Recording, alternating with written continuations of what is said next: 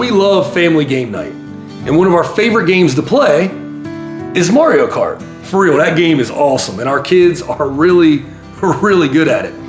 But one of the things that I noticed early on with our oldest son is that he was much better at the game when he was playing by himself than he was if he was playing against other people. For real, kid play by himself, I'm talking like first, second, third place every race. I mean, he'd absolutely crush it.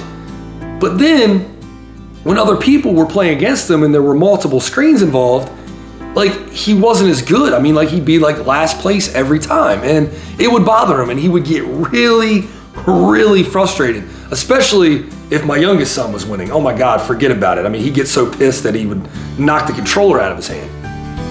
And so, I'm his dad, so, I feel bad for him, and I want to see him succeed. So, I'm trying to figure out what he's doing wrong so I can help him. And so one race, I just specifically watched what he was doing so I could try to figure it out.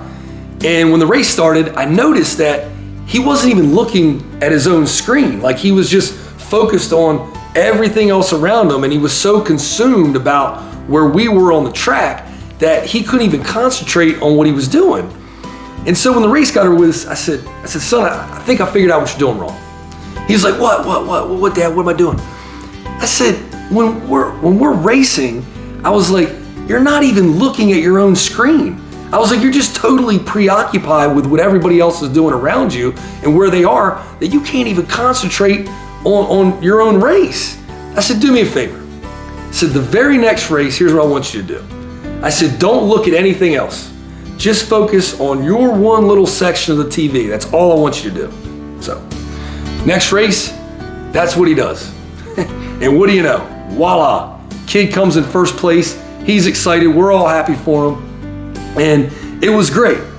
But when all that was over with, I started to think about how that one little incident with my son in a game of Mario Kart relates to life.